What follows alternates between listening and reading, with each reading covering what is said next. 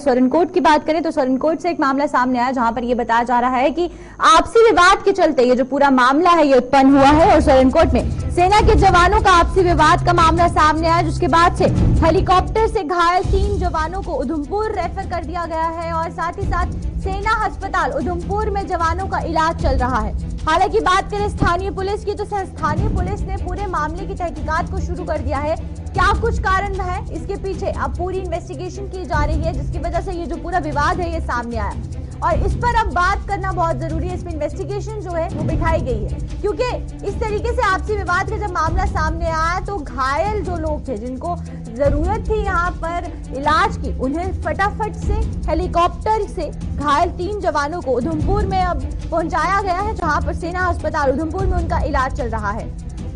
इसके पीछे कारण क्या कुछ बताए जा रहे हैं, क्योंकि जो बाकी पुलिस है उनका ये कहना है कि अब वो तहकीकात करना शुरू कर दी है उन्होंने। साथ ही साथ जो बाकी जवान वहां पर मौजूद थे जिन्होंने ये पूरा विवाद देखा, क्या उनसे इस पूरे विवाद को लेकर क्या कुछ चीजें निकलकर सामने आई है वो जानना भी बहुत ज्यादा जरूरी है। साथ ही साथ ये भी देखना है कि जो सेना अस्पताल में उनका इलाज चल रहा है इसको किस तरीके से प्रायोरिटी बेसिस पर रखा गया है और साथ ही साथ जो विवाद हुआ उसके कारण क्या कुछ बताए जा रहे हैं, क्योंकि इन्वेस्टिगेशन होना इस पर जरूरी है। और इन्वेस्टिगेशन को लेकर क्या एक टीम का गठन किया गया और टीम किन चीजों पर, किन पहलुओं पर अब यहाँ पर इन्वेस्टिगेशन कर रही है, सब सवाल यहाँ पर खड़े होते हुए नजर आ रहे हैं। तो तमाम जानकारी के लिए हमारे साथ हमारे संवाददाता कुछ ही देर में जुड़ने वाले हैं, जिनसे कि हम जानेंगे कि आखिरकार सोरनकोट में ये जो सेना के जवानों के बीच में आपसी विवाद हुआ है इसके बाद से अब आगे घटना की और मामले की जांच को लेकर पुलिस जोरों शोरों पर लगी है और स्थानीय पुलिस द्वारा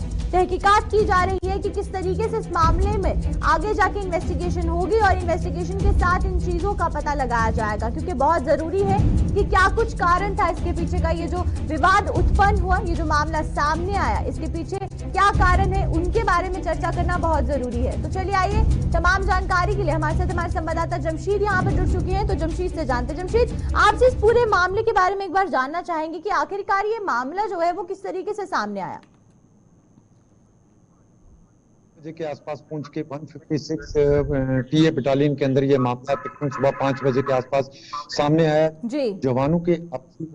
मेदभाव के चलते गोली चली है। गोली चलने में एक जवान की मौत हुई और 3 जवान इसमें घायल भी हुए, जिनको एयरलिफ्ट किया गया उधमपुर आर्मी हॉस्पिटल में। और बताया जा रहा है कि ये जवान जिसने गोली चलाई है ये सरहदी जिला पुंछ के मेंढर का रहने वाला है और जो इस जवान इस गोलीबारी में मारा गया है वो राजौरी या रियासी के इन इलाकों के बीच में कहीं का रहने वाला, और जो अन्य 2 घायल है वो भी पुंछ और राजौरी के ही रहने वाले हैं। हालांकि अभी तक सेना की तरफ से इसके पे कोई आधिकारिक बयान तो जारी नहीं किया गया, मगर पुलिस के साथ हमारी थोड़ी देर पहले बात हुई है तो पुलिस ने यह माना है कि अंदर गोली चली है और गोली में एक जवान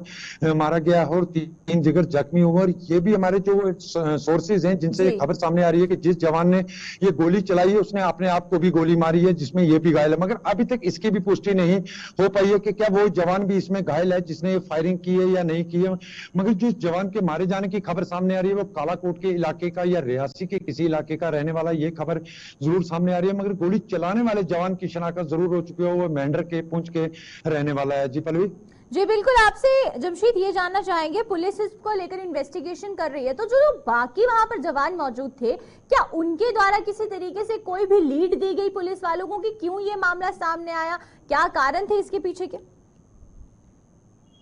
बिल्कुल, अगर पहले पुलिस की हम बात करें तो थोड़ी देर पहले जब पुलिस हमारी बात हुई तो पुलिस को अभी तक ये मामला नहीं सौंपा गया, ना ही कोई एप्लीकेशन सेना की तरफ से अभी तक पुलिस को दी गई है, मगर पुलिस की तरफ से इन्वेस्टिगेशन अपने लेवल पर जरूर शुरू कर दी गई, क्योंकि उससे पहले बड़े अधिकारिक जो सेना के थे वो वहां पहुंचे हुए मामले की छानबीन कर रहे हैं और थोड़ी देर बाद ये पूरी तरह मामला क्लियर हो जाएगा जब पुलिस के पास ये मामला पहुंचेगा। क्योंकि ये जो मामला सुबह पेश आया उसके बाद फौरी जो घायल थे पहले उनको उधमपुर एयरलिफ्ट किया गया और उसके बाद पुलिस से अभी तक, जिस तरह मैं कह रहा हूँ थोड़ी देर पहले ही पुलिस से हमारी बात हुई तो पुलिस के पास अभी तक ये मामला पूरी तरह आधिकारिक तौर पर नहीं पहुंचा, मगर पुलिस की तरफ से इसकी इन्वेस्टिगेशन जरूर शुरू कर दी गई है। थोड़ी देर बाद जिस तरह मैं बता रहा हूं कि सेना के अधिकारी वहां पहुंचे हुए हैं, उनकी छानबीन के बाद ये मामला पुलिस को सौंपा जाएगा और उसके बाद पूरी तरह ये मामला साफ हो जाएगा कि क्यों इस कारण जवान ने अंदर कैंप के अंदर फायरिंग की है, जिसमें एक जवान की जान गई है और 3 जवान घायल भी हुए हैं। पल्लवी। बिल्कुल जमशीद, एक आखिरी सवाल आपसे मेरा ये रहेगा कि जिन जवानों को उधमपुर रेफर किया गया है उनका इलाज वहां पर किस तरीके से चल रहा है, क्या वहां पर भी कोई जवान मौजूद हैं, बाकी आर्मी के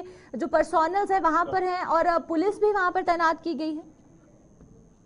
और वे बिल्कुल जिस तरह ये कहा गया कि इसमें 3 जवान घायल हैं, मगर जो हमारे सूत्र वो हमें खबर दे रहे हैं इसमें एक जवान की हालत अभी भी काफी तशवीशनाक बताई जा रही है कि उसकी हालत खतरे से बाहर नहीं है, बल्कि 2 लोगों की जिसका बताया जाए कि 2 जवानों की हालत खतरे से जरूर बाहर है, मगर एक जवान अभी जिसकी हालत काफी तशवीशनाक बनी हुई है। उसके बाद जिस तरह मैं बता रहा हूँ कि फौरी इनको एयरलिफ्ट किया गया और उधमपुर के अंदर है।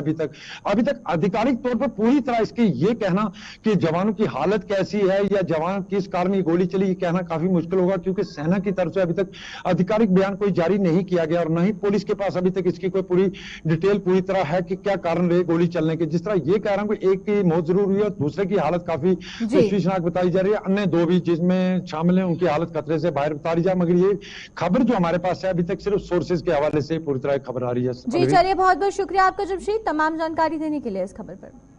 तो ये थे हमारे साथ हमारे संवाददाता जमशीद, और वहीं पर हमें देखने को ये मिल रहा है कि सोरनकोट से ये जो मामला सामने आया है इसके बाद से अब देखना ये है कि आगे इन्वेस्टिगेशन किस तरीके से की जाती है। तो